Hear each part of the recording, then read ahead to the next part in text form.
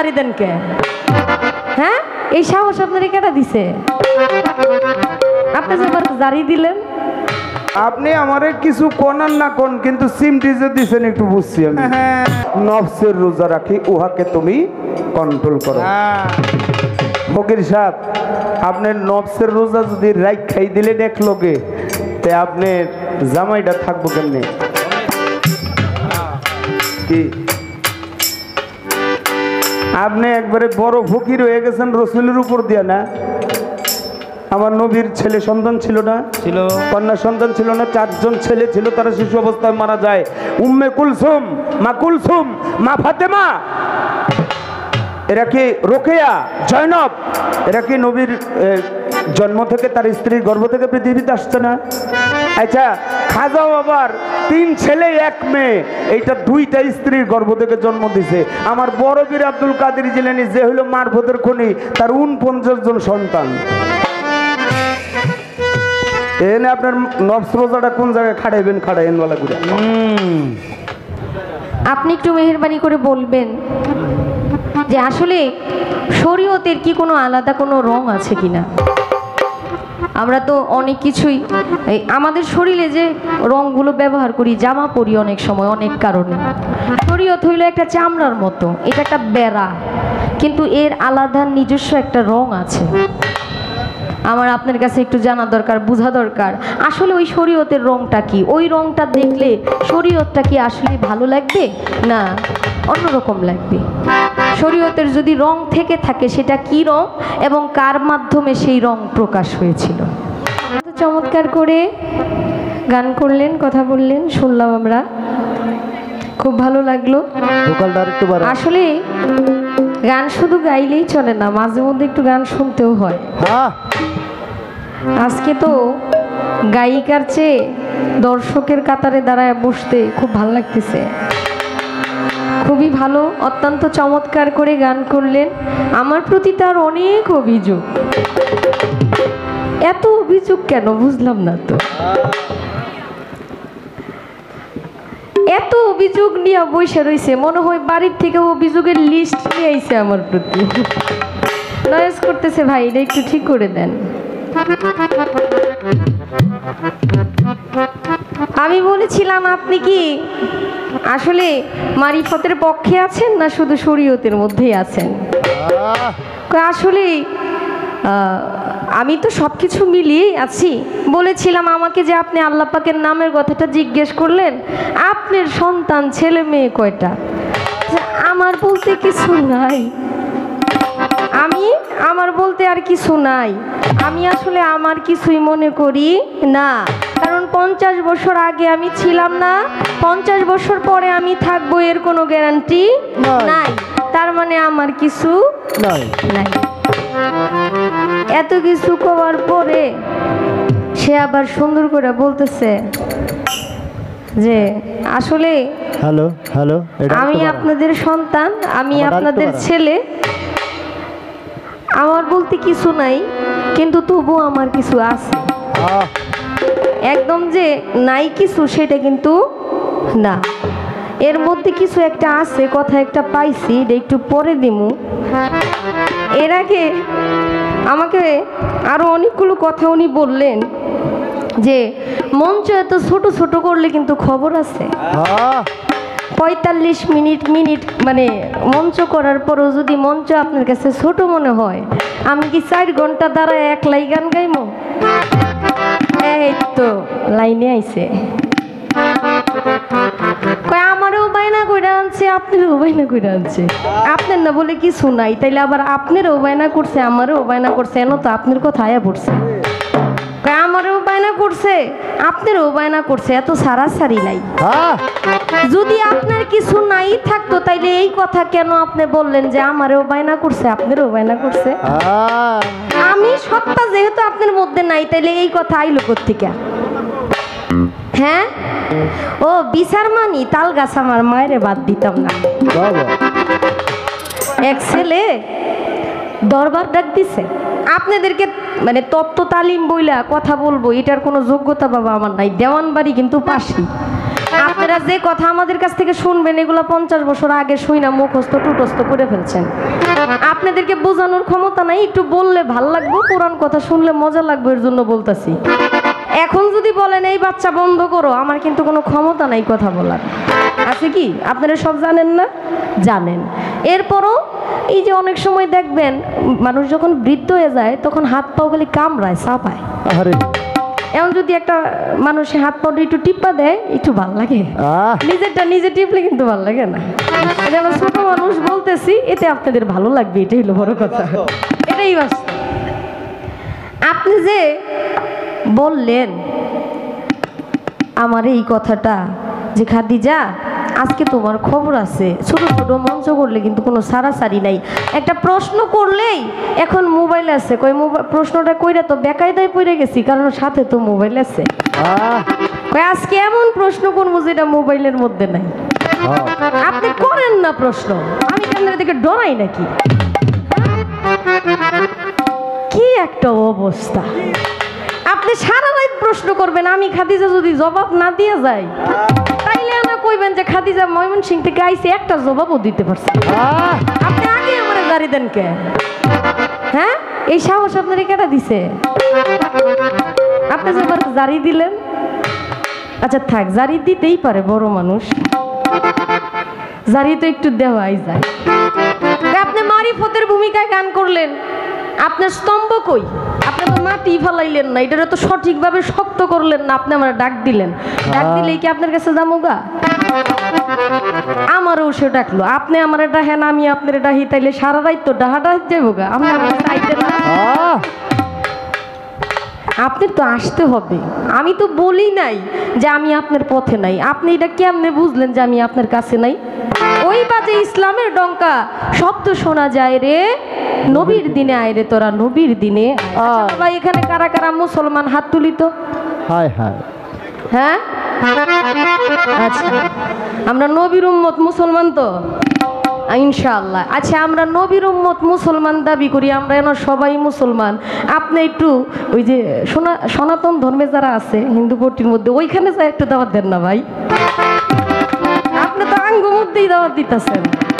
আমার নবী তো ইসলামের দাওয়াত দিছে ইহুদি কাফের গোর কাছে, আমরা কি কাফের নাকি? হ্যাঁ, ও আঙ্গ কাছেই দাওয়াত দেন, কারণ মাইর টাইর খাওয়ান লাগতো না তো না। হেন দাওয়াত নাই, হেন কইব না। ঠিক আছে, আপনারা ভালো কাজ চালাই যান। একটা গান গাই, গানটা একটু শোনেন। আসলে প্রশ্ন করছেন চমৎকার, সঠিকভাবে মারিফতের ভূমিকা থেকে আমি তার জবাব ইনশাল্লাহ দিব। মারিফত এমন একটা সত্তা, এত কথা বলতে হয় না তো, যে ছোট বাচ্চা বাপ মা ডাকতে পারে না, তারে সারাদিন বইরা কইতে হয় বা বা বা, পরে 5-7 দিন পরে বলাই একবার কয় বাবা। আর যে বাবা কইতে জানে তারে আর এত ডাকাডাকি করার প্রয়োজন নেই। এরা যারা আছে সবাই জ্ঞানী, এখন আমি এত কি বুঝাম? আপনি 14 বছর ধরে এই মঞ্চে গান গান, আপনার সাহস আলাদা, আমার সাহস কম। পরে বেশি কথা কইতে কইবেন, পরে খামো মায়ের। এটা চলতো না। একটা গান গাই, গানটা একটু শোনেন।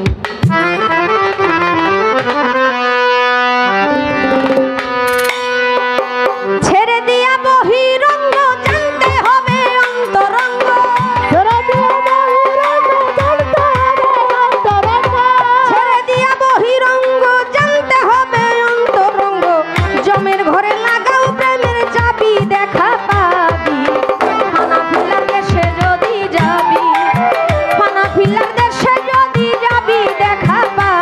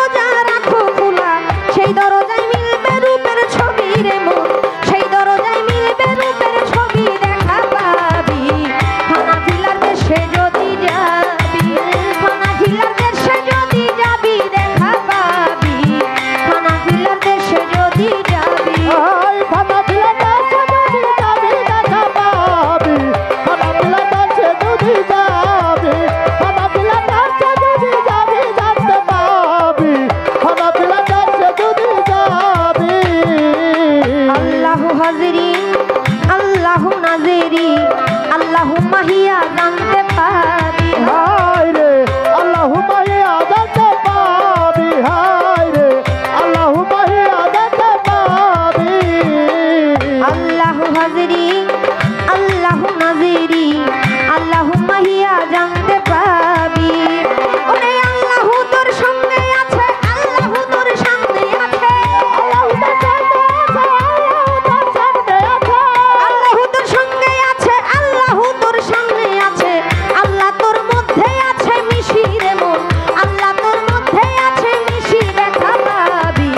হানাফিলা দেশে যদি যাবি, হানাফিলা দেশে যদি যাবি দেখা পাবি, হানাফিলা দেশে যদি যাবি। এই ফানাফিলা দেশে যদি যাবি জানতে পাবি, ফানাফিলা দেশে যদি যাবি, ফানাফিলা দেশে যদি যাবি দেখা পাবি, ফানাফিলা দেশে যদি যাবি। ছেড়ে দিয়া বহিরঙ্গ, জানতে হবে অন্তরঙ্গ, জমের ঘরে লাগাও প্রেমের চাবি, দেখা পাবি ফানাফিল্লার দেশে যদি যাবি। আমি গানের মধ্যে বলেছিলাম, তুমি যেতে যদি চাও মন ঢাকা, গুরুকে করো সখা। মানে গুরুর কাছে এমন একটা বস্তু আছে, তুমি যদি ঢাকা যাইতে চাও তাহলে গুরুকে তোমার সখা ভাবতে হবে, গুরুকে তোমার সকল কিছু ভাবতে হবে, তবেই তুমি ঢাকা যাইতে পারবা, নয়তো ঢাকা যাইতে পারবা না। নাজিরপুর কলাতিয়া বাজার থেকে ঢাকা 10 কিলো বা 11 কিলোমিটার, ভাইয়ের অনুমান মতো বলছে, আমি তো আর ঢাকায় থাকি না। তাহলে এই ঢাকা তো একদম কাছে। তা আপনি যে ঢাকার কথা বললেন, ওই ঢাকাটা কোনটা? ওই ঢাকাটা যাইতে হইলে কি করার দরকার? ওটার মধ্যে কি প্লেনে যাইতে হইব নাকি জাহাজে যাইতে হইব, নাকি আপনি কেমনে যাবেন? ঘটনাটা কি আসলে? ঢাকাটা আসলে কোথায়? ঢাকার আশেপাশে 2-4টা স্টেশনের নাম বলুন।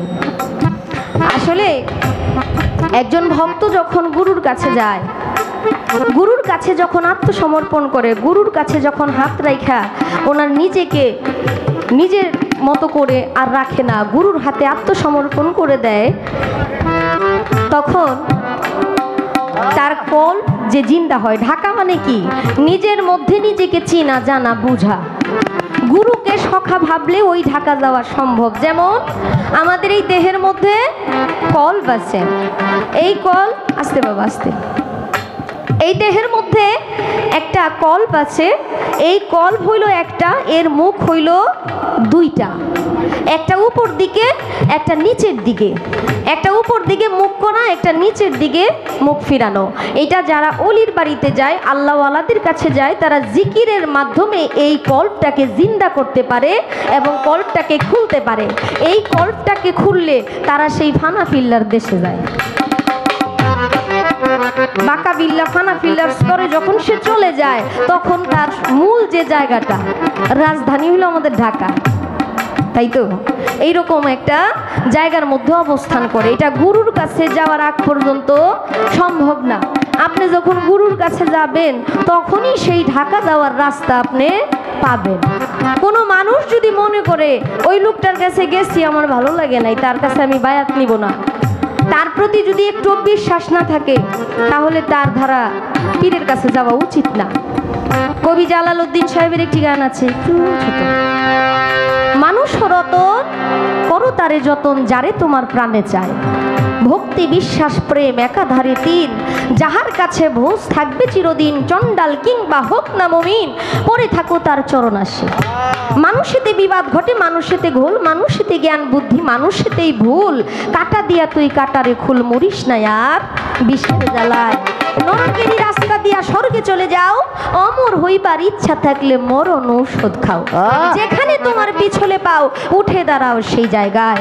মনসুরে কয় নিজে খোদা অপরাধ নাই তার, এক ভিন্ন দ্বিতীয় কইলে আমরা সকলে গুনাহগার, বিষ খেয়ে কারো হয় উপকার, অমৃত খেয়ে কেউ মারা যায়। হালালেতে হারাম আছে ভাবের বিপর্যয়, এক শব্দ স্থান বিশেষে ভিন্ন অর্থ হয়, ভাব বুঝিয়ে জ্বালালে কয় প্রেমের হাওয়া লাগলো না মন। যতক্ষণ পর্যন্ত ভক্তি বিশ্বাস প্রেম কারো কাছে আত্মসমর্পণ না হবে, আপনি ঢাকা কেন কেরানীগঞ্জ চিনবেন না? জানো না রে ও ভ্রান্ত মন, কিসে গুরুর ভজন হবে, জানো না রে ও ভ্রান্ত মন। যার সাথে নাই প্রেম প্রীতি, যার সাথে নাই, যার সাথে নাই প্রেম প্রীতি, তার পূজায় কি মন বসিবে, জানো না রে ও ভ্রান্ত মন, কিসে গুরুর ভজন হবে, জানো না রে ও ভ্রান্ত মন। ওরে তার সাথে নাই তার সাথে নাই তার বোঝাই কি মন বসিবে, জানো না রে ও ভ্রান্ত মন, কিসে গুরুর ভজন হবে, জানো না রে ও ভ্রান্ত মন। যাহার বদন দেখা মাত্র মনে জাগে আনন্দ,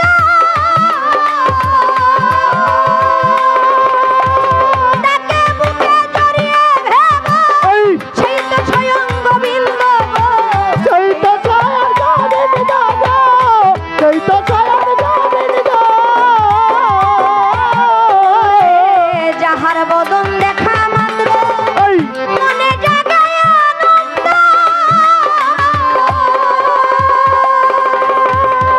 তাকে বুকে জড়িয়ে ভেবো, সেই তো স্বয়ং গোবিন্দ গো। এই সেই তো স্বয়ং গোবিন্দ, দিও তার প্রতি অঙ্গে প্রতি অঙ্গ, করিও গোবিন্দের সঙ্গ, পথে আগা পথে আগা করিয়া গোবিন্দের সঙ্গ। প্রতি অঙ্গে প্রতি অঙ্গ, এই করিও গোবিন্দের সঙ্গ। উথলিবে প্রেম তরঙ্গ, উথলিবে প্রেম তরঙ্গ, পাপী দেহ শুদ্ধ হবে, জানো না রে ও ভ্রান্ত মন, কিসে গুরুর ভজন হবে, জানো না রে ও ভ্রান্ত মন। ওরে যার সাথে নাই তার সাথে নাই তার বোঝাই কি মনে বসিবে, জানো না রে ও ভ্রান্ত মন, কিসে গুরুর ভজন হবে, জানো না রে ও ভ্রান্ত মন। প্রেম সুহাগায় কাছে ডেকে, প্রিয় কিংবা প্রিয়জন, প্রেমবল্লভ গোবিন্দ জানে, দিও তারে আলিঙ্গন গো। প্রিয় তারালে জন্ম, প্রিয় তারালে প্রেম সুহাগায় কাছে ডেকে, প্রিয় কিংবা প্রিয়জন, প্রেমবল্লভ গোবিন্দ জানে, দিও তারে আলিঙ্গন গো, দিও তারে আলিঙ্গন। তোমার মুখে যাহা মিঠা লাগে, সপে দাও প্রাণ বন্ধুর ভোগে, মোটা যাবে তালাগে, শুনে দাও গোবিন্দের বুকে। মুখে যাহা মিঠা লাগে, এই সপে দাও প্রাণ বন্ধুর ভোগে।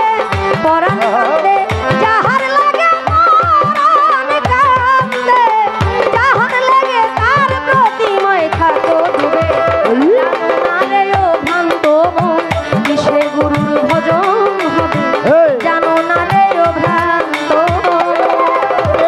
যার সাথে নাই তার সাথে নাই তার বোঝাই কি মনে বসিবে, জানো না রে ও ভ্রান্ত মন, কিসে গুরুর ভজন হবে, জানো না রে ও ভ্রান্ত মন। যার সাথে যার গোপন পীড়িত, তার সাথে আদান প্রদান, তার প্রতিমায় পূজা দিতে লাগে না ধর্মের ভেদ বিধান। আছে পঞ্চরস একত্রে করা, মানব হারিতে ভরা, রাধা বল্লভ বলে পেল যারা, প্রেমের মরা মরছে ভবে।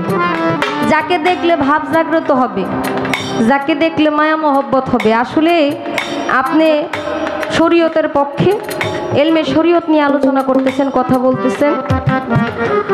মারিফত এমন একটা বস্তু, মারিফত এমন একটা জিনিস, এটা কাউকে দেখানো যায় না, বোঝানো যায় না। যখন আপনি ওই রাস্তায় অগ্রসর হইতে থাকবেন, আপনাকে একটা রাস্তা অনুসরণ করায় দেওয়া হইব যে বাবা তুমি ওই রাস্তা দিয়া যাও, ওই রাস্তায় গেলে তুমি ভালো কিছু পাও। পাও। যখন আপনাকে ওই রাস্তার দেখায় দেওয়া হবে, আপনি ওই রাস্তায় অগ্রসর হইলে আস্তে আস্তে মজা পাইবেন, আস্তে আস্তে গম্ভীর হবেন। আপনার মজাটা আপনি বুঝেন, নিজে গম্ভীর হইয়া থাকবেন। এইটা খাওয়াইয়া দেওয়ার জিনিস না। নামাজ শিক্ষা বই পড়লে, নুরানি শিক্ষা বই পড়লে নামাজের নিয়ম নীতি সবই শিখা যায়, মারিফত পইরা বুঝার জিনিস না। গুরুর বাড়িতে যাইতে হবে, গুরুর তালিম নিতে হবে, গুরুর কাছে থাকতে হবে, গুরুর সাথে বুঝতে হবে। গুরু যে শিক্ষায় শিক্ষিত করে, সেই শিক্ষায় শিক্ষিত হইতে হবে। এই যে ঢাকার যে বিষয়টা, আশা করি আমার এই গানে এবং কথায় ঢাকা যে কোথায় এটা আপনি খুঁজা পায়া গেছেন। এই ফানাফিলা কাছে যদি যাবি যেতে পাবি, ফানাফিলা কাছে যদি যাবি, ফানাফিলা কাছে যদি যাবি যেতে পাবি, ফানাফিলা কাছে যদি যাবি। মোরাকাবা ধ্যানের ঘরে ওরে 3 ভাগে বিভক্ত করে করতে হবে মুর্শিদের পাইরবি। হায় রে করতে হবে মুর্শিদে পাইরবি, হায় রে করতে হবে মুর্শিদে পাইরবি। মোরাকাবা ধ্যানের ঘরে ওরে 3 ভাগে বিভক্ত করে ওরে করতে হবে মুর্শিদের পাইরবি। ওরে 3-এর ঘরে না হলে মিল, এসক হাওয়ায় করি ভেদি। দিনের ঘরে না দিনের ঘরে না হইলে মিল, এসক হাওয়ায় পরি ভেদি। হালিম বলে একুল কুল খাবি রে মন, হালিম বলে একুল কুল খাবি, দেখা পাবি হানাফিল্লার দেশে যদি যাবি, হানাফিল্লার দেশে যদি যাবি, দেখা পাবি হানাফিল্লার দেশে যদি যাবি। ছেড়ে দিয়া বহিরঙ্গ, জানতে হবে অন্তরঙ্গ। ছেড়ে দিয়া বহিরঙ্গ, জানতে হবে অন্তরঙ্গ। জমের ঘরে লাগাও প্রেমের চাবি রে মন, জমের ঘরে লাগাও প্রেমের চাবি, দেখা পাবি হানাফিল্লার দেশে যদি যাবি, হানাফিল্লার দেশে যদি যাবি, দেখা পাবি হানাফিল্লার দেশে যদি যাবি, হানাফিল্লার দেশে যদি যাবি, দেখা পাবি হানাফিল্লার দেশে যদি যাবি।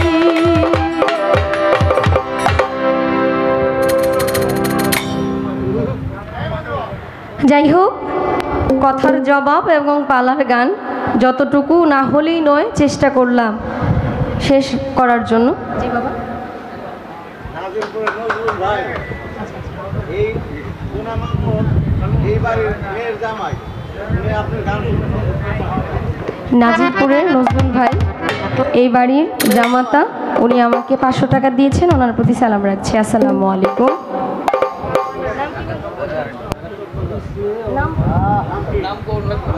ঢাকা চকবাজার থেকে আগত, উনি আমাকে 210 টাকা দিয়েছেন, ওনার প্রতি সালাম রাখছি। আসসালামু আলাইকুম। কমিটির পক্ষ থেকে, আমাদের টুনাশা বাবার দরবারের পক্ষ থেকে আমাকে আরও 500 টাকা দিয়েছেন, ওনার প্রতিও সালাম রাখছি। আসসালামু আলাইকুম। যাই হোক, যারা টাকা দিয়েছেন, দোয়া করেছেন, সকলের প্রতি আমার সালাম। আলোকিত মিষ্টির দোকানের মালিক। আচ্ছা, কলাতিয়া বাজারের আলোকিত সুমন ঘোষ মিষ্টির দোকানের মালিক, উনি আমাকে আরো 500 টাকা দিয়েছেন, ওনার প্রতি সালাম রাখছি। আসসালামু আলাইকুম। আয় জাঙ্গটা ভাই পড়ছে, ওটা জামে পড়ছে, ওটা আরে লাগা। ছোট্ট করে একটা বিষয় জানতে চাই, বুঝতে চাই। শুনলাম শরীয়তের কোন নবী কিভাবে আমাদের মাঝে সালাত নিয়ে আসছিলেন, চমৎকার গান দিয়ে মীমাংসা দিয়েছেন এবং চমৎকার করে কথাও বলেছেন। আর একটু জানতে চাই, বুঝতে চাই, আমরা শরীয়তের অনেক বিষয় বুঝি না, যদিও শরীয়ত আমরা পালন করি মুখে মুখে। শরীয়তকে সহিশুদ্ধভাবে নিজের মধ্যে ধারণ করতে হইলে অনেক কিছুর প্রয়োজন। এখন একটা মানুষ যদি শরীয়ত সম্পর্কে না বুঝে, না জানে, তাহলে তো সে শরীয়ত করতে পারবে না। আপনি বললেন ওই বাজে ইসলামের ডঙ্কার শব্দ শোনা যায় রে, নবীর দিনে আয় রে তোরা। আবারও আছে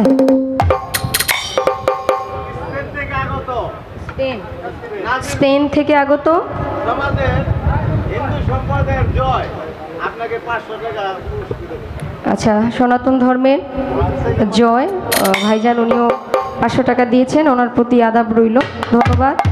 যারা কষ্ট করে দাঁড়িয়ে আছেন, বসে আছেন, সকলের প্রতি আমার সালাম রইল। আসসালামু আলাইকুম ওয়া রাহমাতুল্লাহি ওয়া বারাকাতুহু।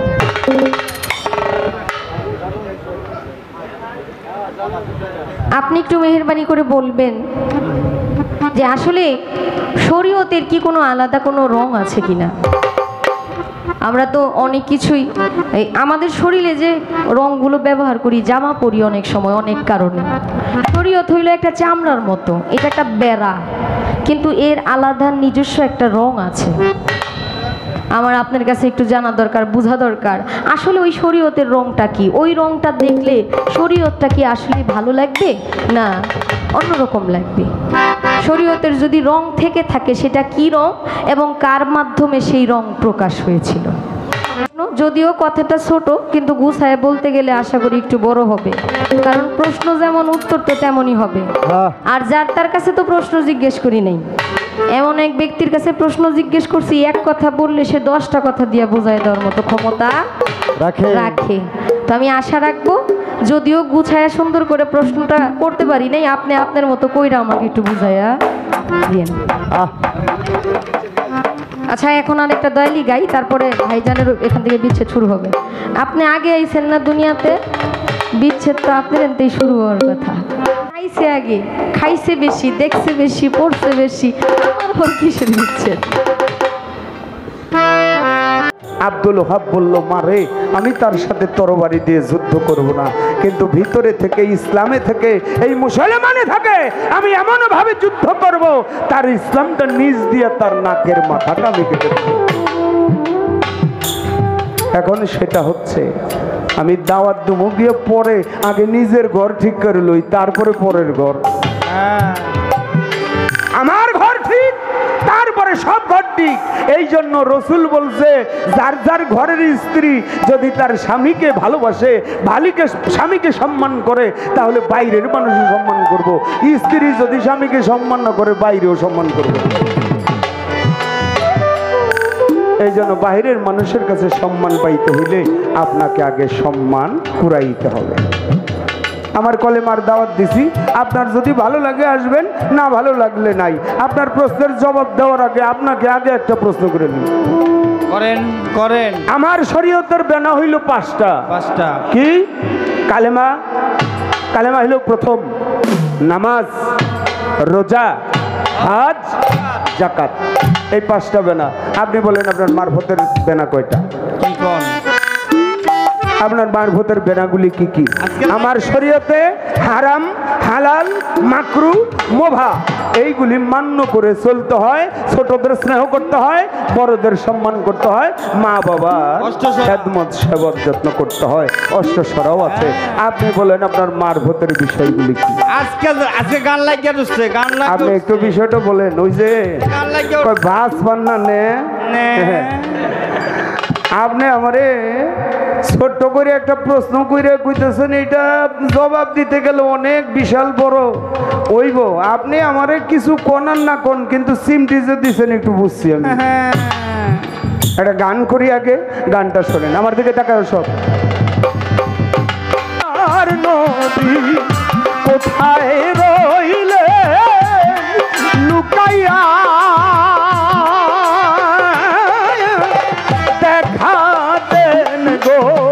দয়ার নবী একবার আসিয়া, ও দয়ার নবী, মায়ার নবী আমার,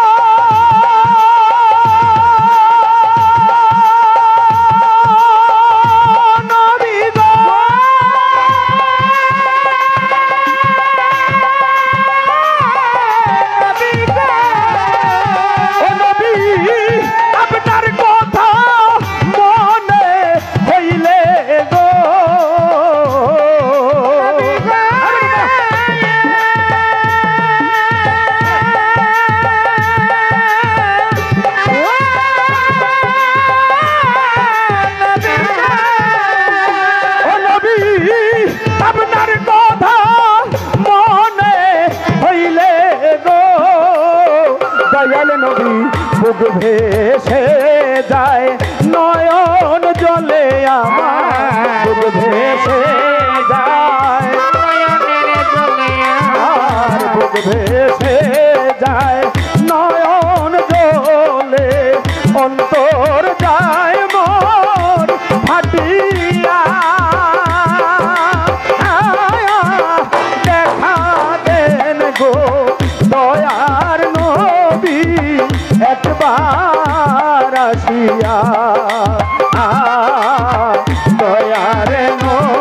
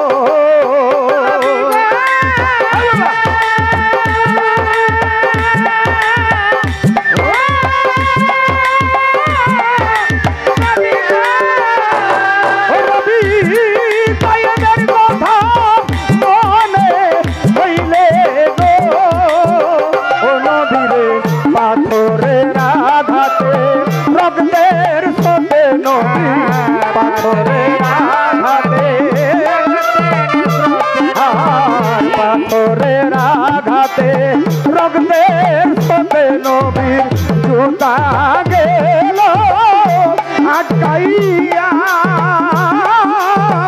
দেখা দেন দেন গো দয়াল নবী একবার আসিয়া দয়াল নবী মায়ার নবী আমার দয়াল নবী মায়ার নবী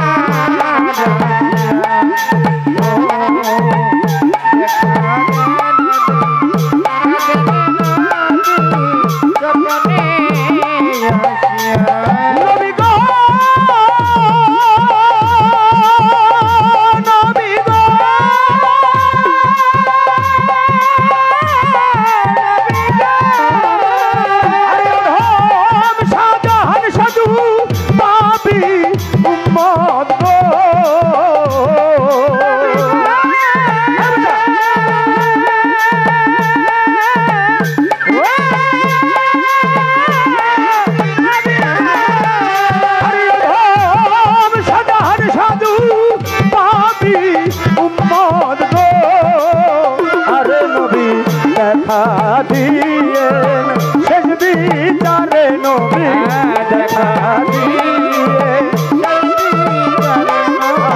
দেখা দিয়েন নিদান কালে আপনি নিজে আসিয়া দেখা দেন গো দয়াল নবী একবার আসিয়া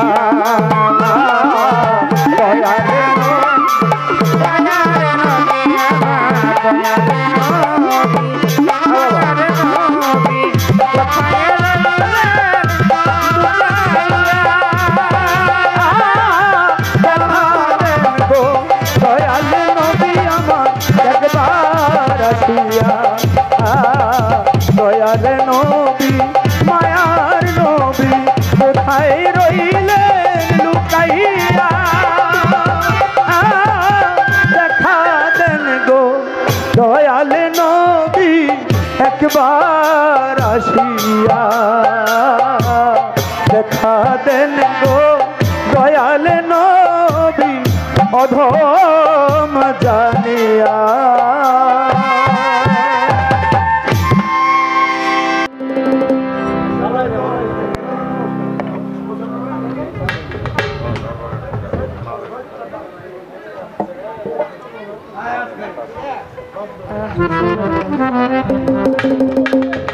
হাল হাল চেক হাল অত্যন্ত চমৎকার করে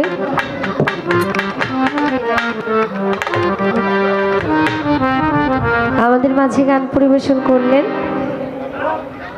বাংলাদেশে নয় বহির্বিশ্বে যার সুনাম ছড়িয়ে আছে রজ্জাব দেওয়ান সাহেব, শুনলাম আমরা অনেক চমৎকার করে গান করলেন। আর দরবারের পক্ষ থেকে একটা কাঁচা ফুলের মালা এবং অনেকগুলো টাকা দিয়েছেন। ফুল খুব পবিত্র জিনিস। আর অত্যন্ত চমৎকার আমার রাসূলকে নিয়ে কিছু কথা বলে একটা গান করলেন। গানটা আমার অনেক পছন্দের একটি গান। দয়ার নবী মায়ার নবী কোথায় রইলেন রুকাইয়া, দেখা দেন গো আল্লাহর হাবিব স্বপ্নে আসিয়া। গানটা শুনতেছিলাম মনোযোগ দিয়ে, নিজের মধ্যে আসলেই শান্তি লাগতেছিল। আমার যে সিরিয়াল চলে আসছে এটা আমি ভুলেই গেছি, আমারও যে গান গাইতে হবে এটা আমি ভুলেই গেছিলাম। অনেক সুন্দর করে বললেন, আপনি কি ইমানদার? আপনি কি সালাত কায়েম করেন? আপনি কি শরীয়তের পক্ষে? আপনাকেই তো আমার দাওয়াত দেওয়া উচিত। সত্যিই তাই, আমাকে আপনি দাওয়াত না দিলে আমি তো আপনার পথে কি আছে না আছে এটা বুঝতে পারবো না। আসলে আমার দয়ার নবী মায়ার নবী এত কষ্ট করেছে, এত আঘাত সহ্য করেছে মানুষকে সঠিক পথ সত্যের পথ দেখানোর জন্য। এটা কেবল আমার রাসূল পাক সাল্লাল্লাহু আলাইহি ওয়াসাল্লামের জীবনী মুবারক পড়লেই বোঝা যায়, জানা যায়। নবী এমনই ছিলেন, আমাদের যেমন অনেক ছোট সময় দেখতাম ফেরিওয়ালা মাথার মধ্যে চুড়ি ক্লিপ হাতে নেল পলিশ নিয়ে আইসা বলতো না কসমেটিক আসছে বাড়িতে। খুব কম দামে কসমেটিকগুলো পাওয়া যাইতো, আবার মানসম্মত ছিল। এর চাইতেও অনেক অনেক বেশি মানসম্মত আমার রাসূল পাখির আজিজি ছিল মানুষের কাছে। গান শুনলাম, রাত্র অধিক হইল সঙ্গে না কেউ ছিল, করিতে গেলেন নবী ইসলাম ও জারি আবু জাহেলের বাড়ি। আবু জাহেল আমার নবীকে আঘাত করলো, অথচ আমার নবী করিম সাল্লাল্লাহু আলাইহি ওয়াসাল্লাম সেই আঘাতকে কষ্ট মনে না করে আবারও বললেন, চাচা আপনি একবার যদি কালেমাটা পড়তেন। আহা, সেই নবীর উম্মত হয়ে আমাদের ভিতরে কত প্রতিহিংসা, এই প্রতিহিংসার আগুনে আমরা জ্বলে পুড়ে ছারখার হয়ে যাই। কারো ভালো দেখলে আমাদের ভালো লাগে না, কাউকে ভালো কিছু বলতে আমাদের মন সায় দেয় না।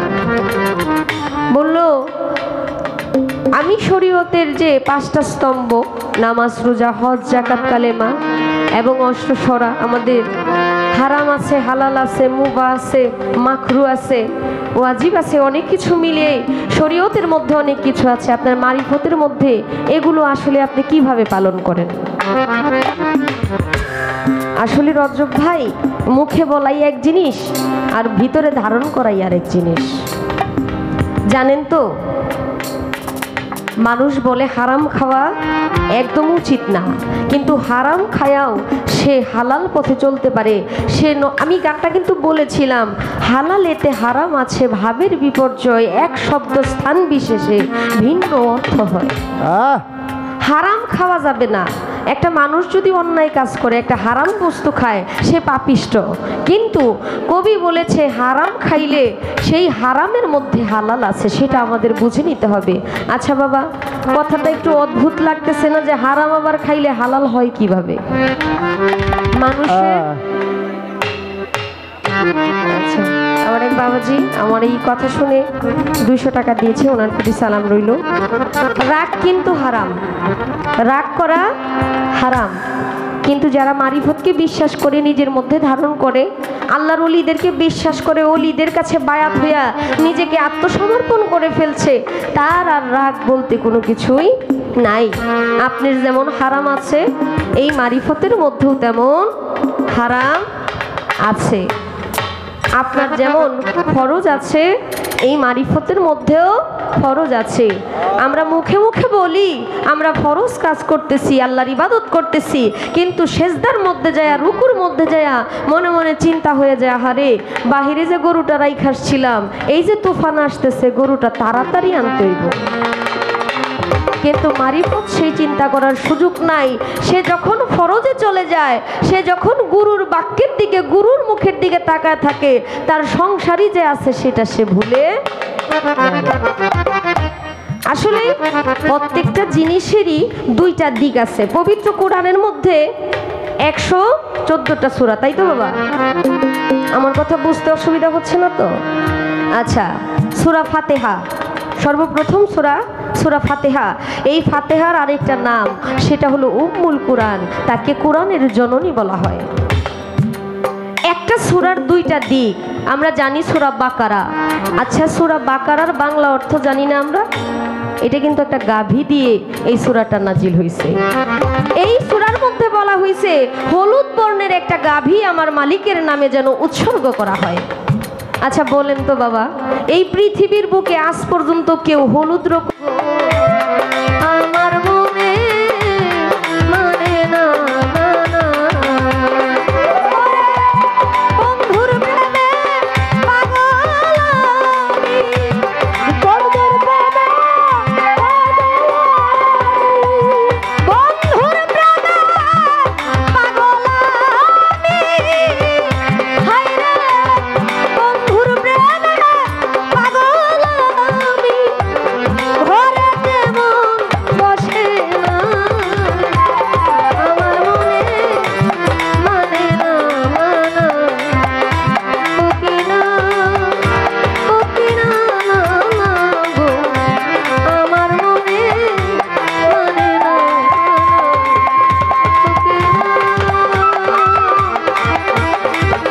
উকিনা গো বন্ধুর প্রেমে মানে না।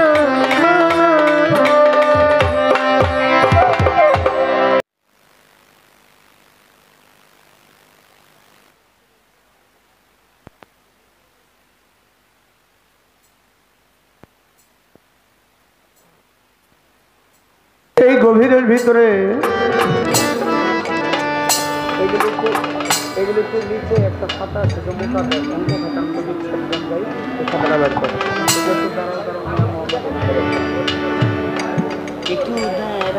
আমরা অনেক সুন্দর জবাব শুনতে পারলাম, কিন্তু সব কথার ভিড়ে আমার একটা কথা বেশি একটা ভালো লাগে নাই। কোনটা এটা?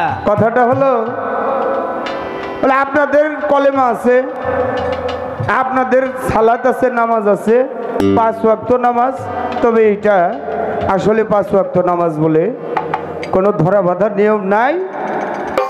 এইটা কমাইলেন কেন? এটা বাড়ান, হ্যাঁ এটা বাড়ান, লাউড করেন আরো। কি আছে? কোরআন শরীফে বলছে দাইমুস সালাতের কথা, স্মরণ সংযোগ আমরা করতে থাকি।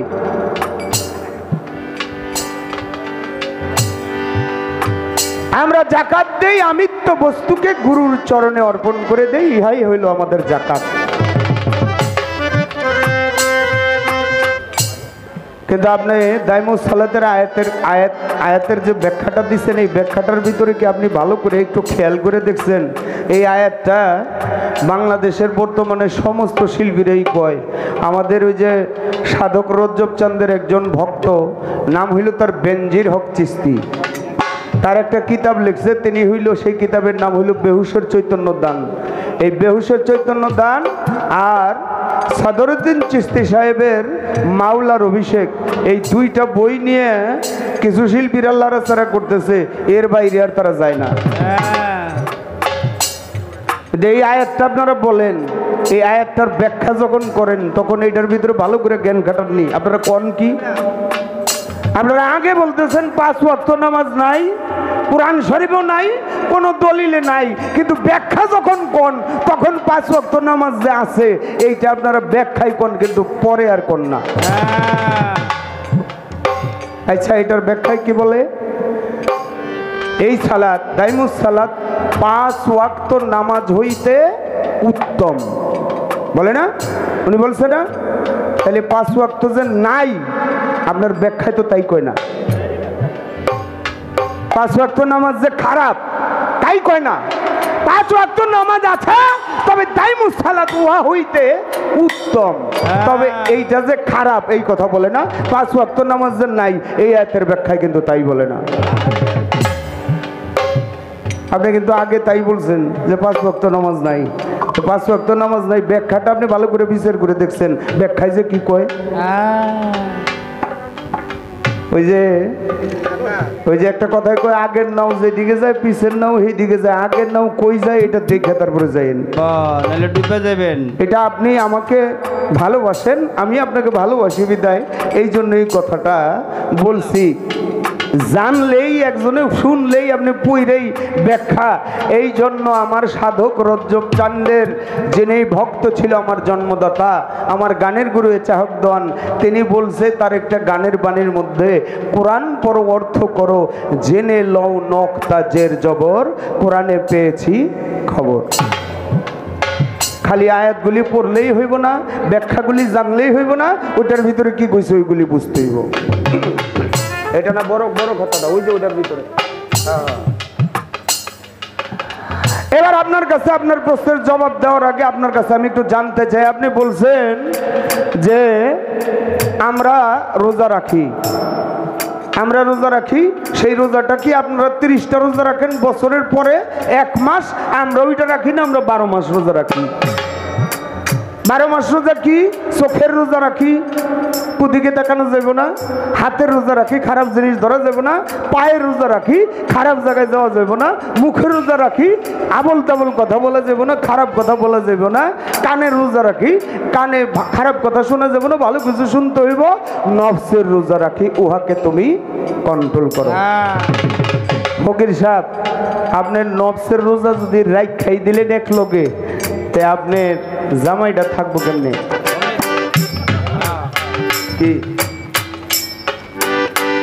আপনি একবারে বড় ফকির হয়ে গেছেন রসুলের উপর দিয়া না। আমার নবীর ছেলে সন্তান ছিল না, ছিল কন্যা সন্তান ছিল না, 4 জন ছেলে ছিল, তারা শিশু অবস্থায় মারা যায়। উম্মে কুলসুম, মা ফাতেমা, এরা কি রোকেয়া, জয়নব, এরা কি নবীর জন্ম থেকে তার স্ত্রীর গর্ভ থেকে পৃথিবীতে আসছে না? আচ্ছা, খাজাও আবার 3 ছেলে 1 মেয়ে, এইটা 2টা স্ত্রীর গর্ভ থেকে জন্ম দিছে। আমার বড় বীর আব্দুল কাদের জিলানী, যে হইল মারফতের খনি, তার 49 জন সন্তান। এনে আপনার নফস রোজাটা কোন জায়গায় খাটাইবেন, খাটাইন বলা করে আমাকে ধরো। ওই যে, আরে না কইলেও তো হয় না রে। কাবুল ভাই কয় ছোট করেন, আমি তো ছোট করবার চাই, কিন্তু লম্বা করে দিছি তো সে। আমার কয় আপনি বিচ্ছেদ গাইলেন না, আরে আমি বিচ্ছেদ গাইছি, কিন্তু বিচ্ছেদের ভাব আপনি বুঝেন নাই। কারণ আপনি আমারে বলছেন আপনার 1 পাও গেছে কবরে, আপনার শেষ বসে গান গাইবেন। আরে পাও আমার একটা গেছে না তোমার একটা গেছে, এইটার শিওর তুমি বলতে পারবা না। গান গাইতে পারে আমার আল্লাহ, সব পারে। আবার তুমি আজকের পরে কালকে তুমি গান নাও গাইতে পারো, এর শিওর তুমি দিতে পারবা না। এক ফকির ডাক দিয়ে কয়, বিয়ে তো করলাম না, তো বিয়ে করি। বিয়ে করছে, বিয়ে করে 1 যুগ 12 বছর হয়ে গেছে। বউ কয় 12 বছর হইল, সন্তান হাতি দিলা না, মা ডাক শুনতে পারি না, এটা কোনো কাম হইল?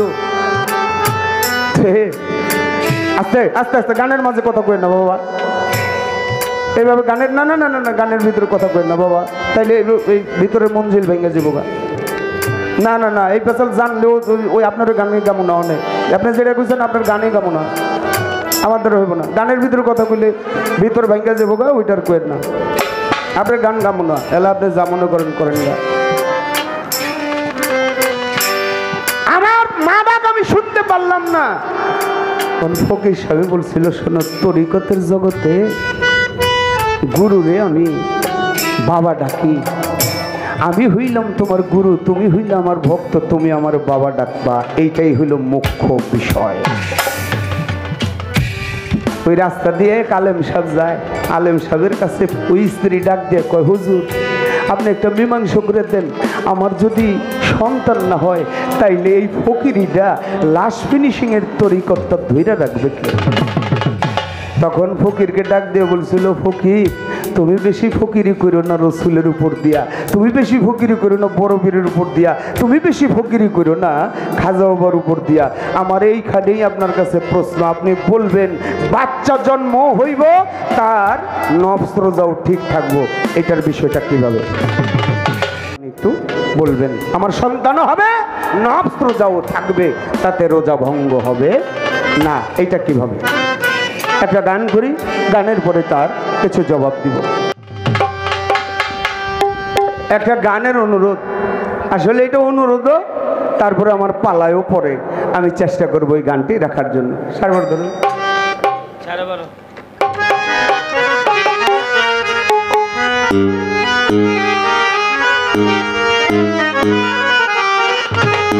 একটু দাঁড়াও দাঁড়াও ইয়া মোহাম্মদ, আমার নয়ন ভরে তোমায় দেখবো।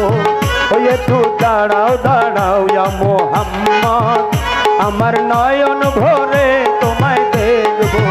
ওই আমার হৃদয় ভরে তোমায় রাখবো, আমার হৃদয় ভরে তোমায় দেখবো, দিলের স্বাদ মিটাইয়ে তোমায় দেখবো।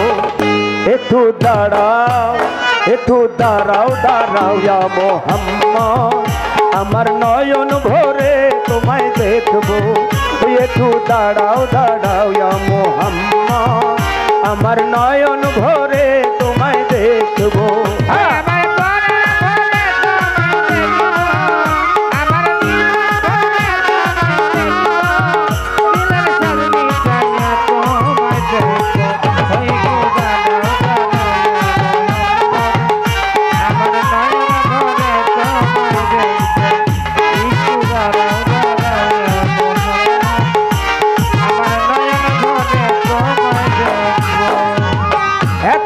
ছিল নবী উম্মে হানির ঘরে, জিবরাইল আসিয়া তখন বলে বিনয় করে। এক রাত্র ছিলেন নবী উম্মে হানির ঘরে, জিবরাইল আসিয়া তখন বলে বিনয় করে। বলেছে আল্লাহ পাকে মেরাজ হবে আপনার সাথে, বলেছে আল্লাহ পাকে মেরাজ হবে আপনার সাথে। মেরাজে গেলেন নবী আলাপন হবে ছবি, মেরাজে গেলেন নবী আলাপন হলো ছবি। এর এই মাঝে 27 বছর হইয়া গেল গত, আল্লাহ বলে আমার হাবিব আমারই মতো।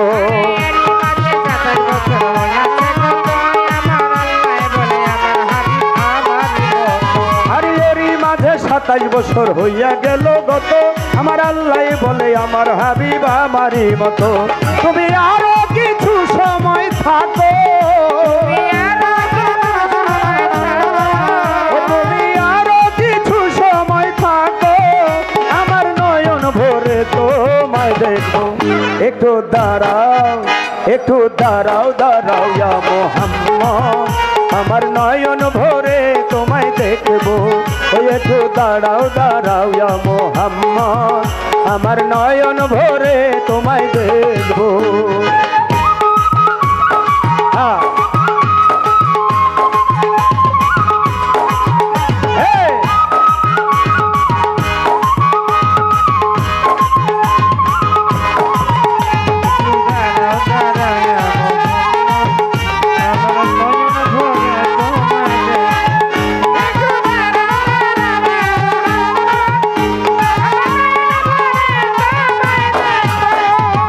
আশেকার মাশেকের খেলা খেলছে দমে দমে, ছায়া কায়া এক হয়ে যায় আরো সে আদিমে।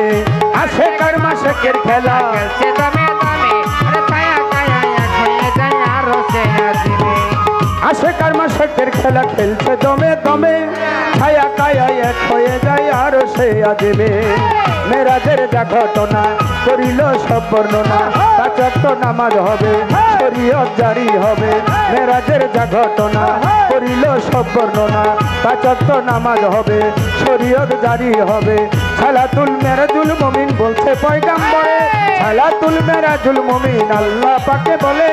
নূর নবীজি নূরতে আল্লাহ যার হৃদয়ে থাকে, সালাতুল মুমিনের মেরাজ বলছে আল্লাহ পাকে, ওরে নূর নবী নূর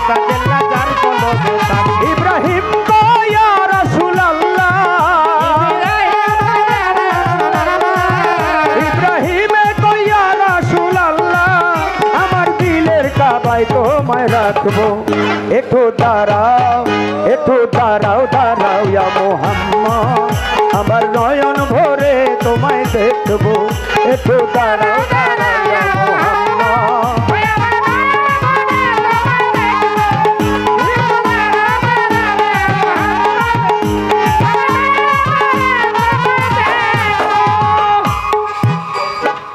প্রশ্ন করে আমার কাছে কথা ভুলি নাই, ধীরে ধীরে তাহার কথার জবাব দিতে চাই আমি। দুইটা জীবকে হত্যা করা যাবে না, হত্যা করা যাবে। সেই জীব কি? আপনি নামাজে দাঁড়াইছেন, নামাজের ভিতরে দুইটা জীব, দুইটার যে কোনো একটা চলে আসলো, আপনাকে ওটাকে হত্যা করার কথা বলছে। প্রথম নম্বর হলো সাপ। আপনার মসজিদ ঘরে কখনো কোনো সময় বা যে কোনো নামাজে আপনি যেই জায়গায় দাঁড়াইছেন, অনেক সময় মরুভূমিতে অনেকে নামাজ পড়ছে, মক্কা ঘরে, মক্কা নগরীতে, এই সময় যদি চলে আসে একটা সাপ, বিষধর, বিষধর সাপের স্বভাবই হলো ছবল মারা। সেই বিষধর সাপ যদি ওই সময় আপনাকে সবল দেয়, বিষক্রিয়ায় আপনি মরতে পারেন, সেখানে আপনি সাপটাকে মারাটা আপনার জন্য প্রযোজ্য। সেই মক্কা নগরীতে এই হাদিসটা আমার রসুল সাহাবাদেরকে তখনই বলছে, মক্কা নগরীতে যাহা প্রযোজ্য ছিল, মক্কা নগরীতে সাপের পাশাপাশি মরুভূমিতে বিচ্ছু থাকত, এক প্রকার বিচ্ছু। এটা আমাদের জঙ্গলের ভিতরে আগের দিনে ছিল, এখন বেশি একটা দেখা যায় না। পিছনে লেজাটার ভিতরে একটা কাটা, ওইটা দিয়ে কাটা পুশ করলে ওই মানুষটা আগের দিনে সে আর বাঁচত না। এই বিচ্ছু যদি আপনার নামাজের সময় আপনার শরীরে উঠে যায়, নামাজের স্থানে আসে, আপনি তাকে হত্যা করবেন, এটা রাসূলের আইন। কোথায় নামাজ পড়া যাবে না বলো নাই আমারে? আপনি ওই জায়গায় নামাজ পড়তে পারবেন না। প্রথম নাম্বার হইল আপনার অপবিত্র জায়গা, জায়গাটা আপনার অবশ্যই অবশ্যই পবিত্র লাগবে। পবিত্র জায়গা ছাড়া আপনি নামাজ পড়তে পারবেন না। জায়গাটা আপনার দেখতে হবে সেটা পবিত্র কিনা। আরেক জায়গায় নামাজ পড়া যাবে না, যেটাই আমার নবী নিজে নিষেধ করে গেছে। কোথায়?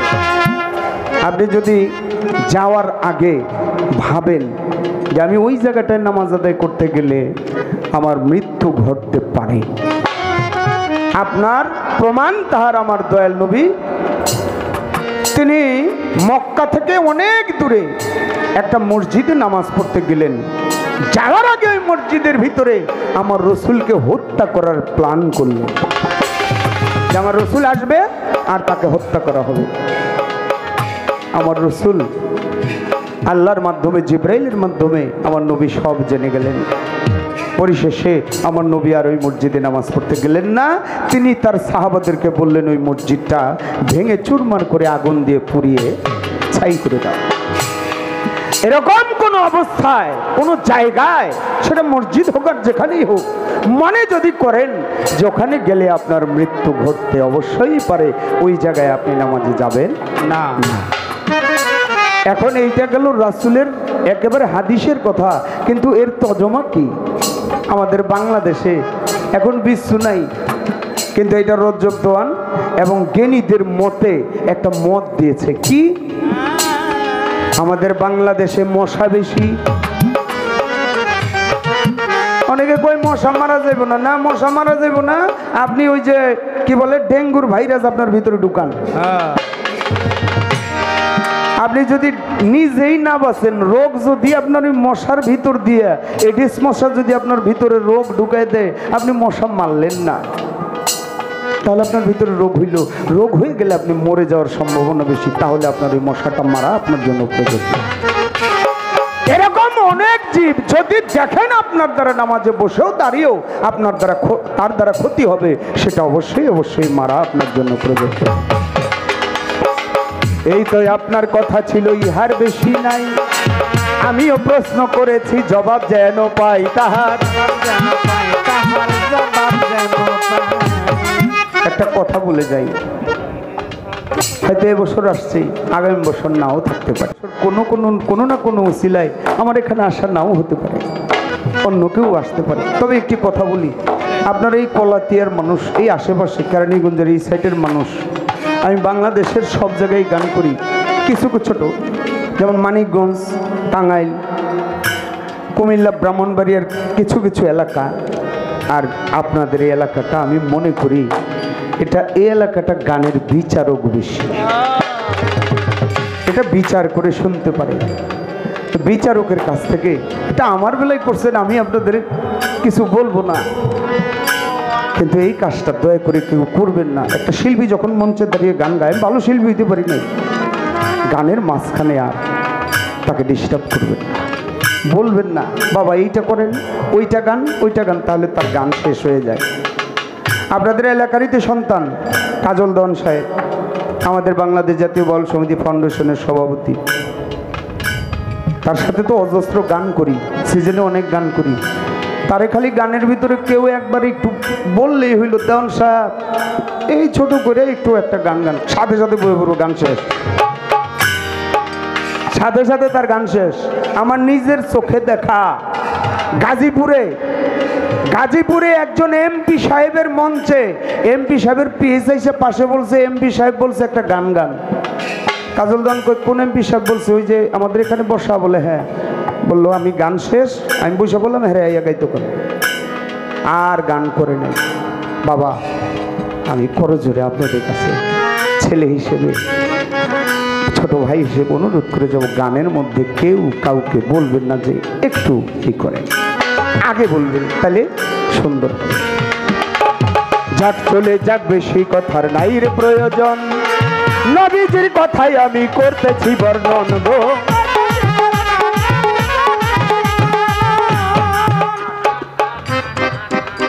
আমার নবী করিম সাল্লাল্লাহু আলাইহি ওয়াসাল্লাম তিনি একদিন মসজিদে নববীর বারান্দায় বসা, হঠাৎ করে মা ফাতেমা চলে আসছে, বাবা আজকে না ঈদ? আজকে ঈদ? তাহলে আপনি এখনো বসা? আমি বসা আছি, আমি তো বাড়িতে যাব না। কেন যাবেন না? আজকে আমার একটা কথা মনে পড়ে গেছে। কি কথা বাবা? আমার মা আর বাবার কথা। আপনার মা বাবার কোথায়? আজকে ঈদের দিন, আনন্দের দিন মনে পড়ে গেছে। মা রে, আজকে গেছিলাম আবু হুরায়রার বাড়িতে, যাওয়ার সময় রাস্তার ভিতরে দেখি ঈদের জামাত পরে বাবা দাঁড়াইছে, বাবার পায়ে সালাম করলো, ঘরের ভিতরে গিয়ে মায়ের পায়ে সালাম করছে, টান দিয়ে সন্তানকে বুকের ভিতরে উঠাইয়া গালে, কপালে, দাড়িতে, মুখে চুমা খাইলো।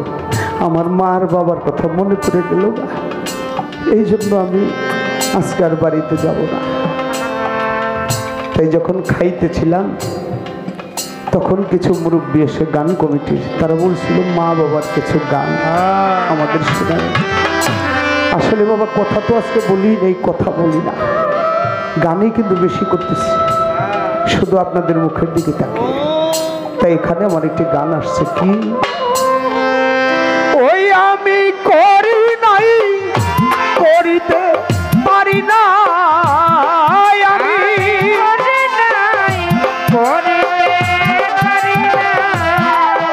ওই আমি করি নাই। খাদিজা ভান্ডারী বলছে, আপনি মানুষ ঠকাইলেন, বিচ্ছেদ গাইলেন না। আমি গত আসরে 3টা গান করছি।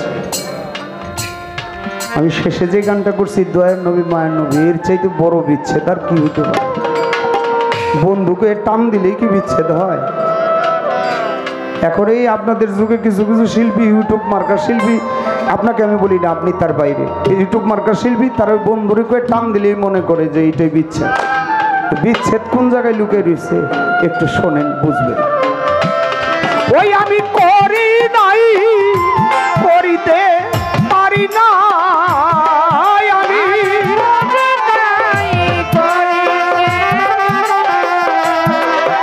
আমি করি নাই, করিতে পারি নাই, পিতা মাতা খেদমত করিও নবীর উম্মত। নবীজির উম্মত।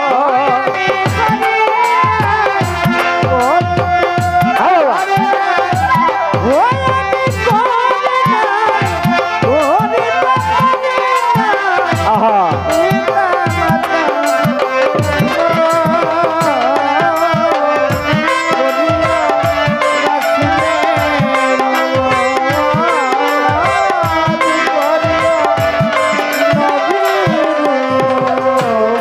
জন্মের আগে পিতা মরেছে, মা মরেছে শিশুকালে, নবী কই আমি এতিমে নিখিলে রে। জন্মের আগে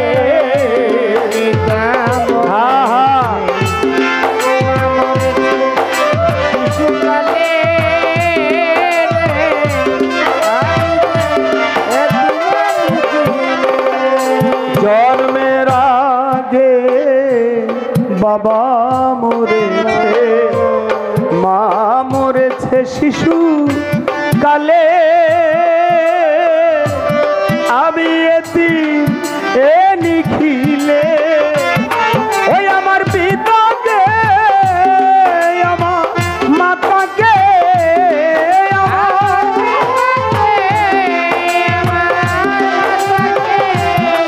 ওই আমার পিতাকে, ওই আমার মাকে আমি করি নাই খেদমত, করিও নবীর উম্মত, করিও নবীজির উম্মত।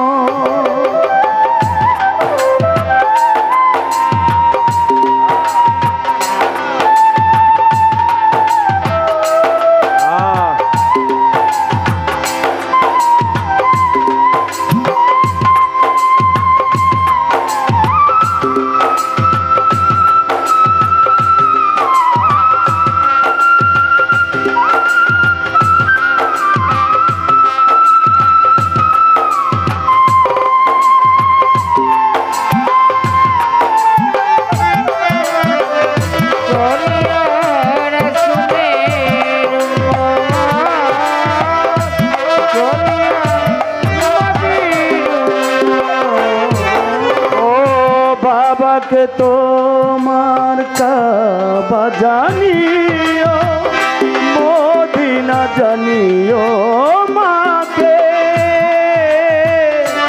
যদি গো বাঁচিয়া থাকে রে। বাবাকে তোমার কাবা জানিও, মদিনা জানিও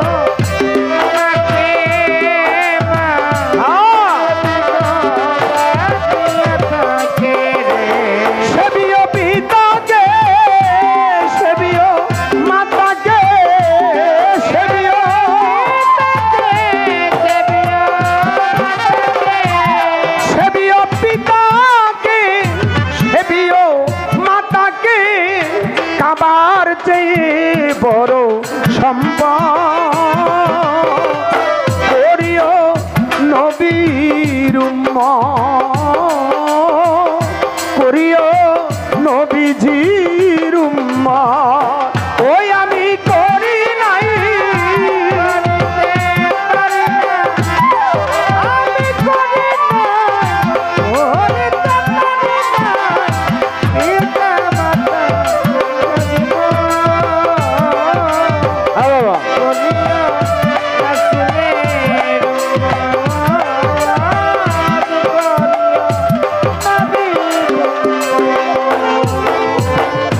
বাবারও মুখেতে মায়ের মুখে তুলিয়া দিল যে খানা, সেখানা পায়রা বানা রে।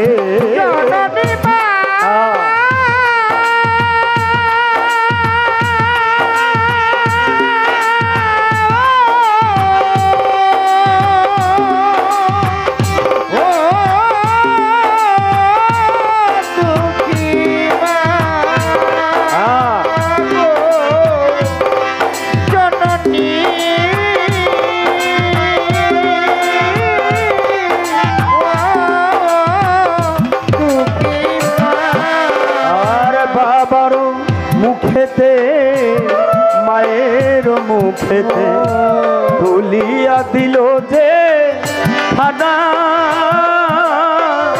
সেখানা পায়রা বানা শাহালম সরকার বলে সবার দরকার শাহালম শাহালম সরকার বলে সবার দরকার পিতা মাতার নে বর্গ করিও নবীর উম্মত করিও নবীজির উম্মত ওই আমি করি নাই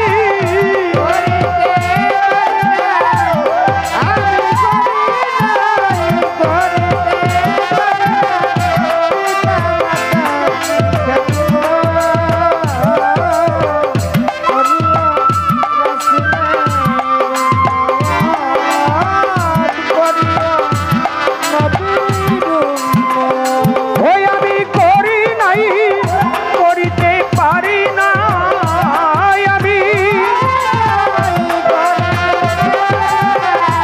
ওই আমি করি নাই করিতে পারি না পিতা মাতার খেদমত করিও নবীর উম্মত করিও নবীজির উম্মত করিও নবীজি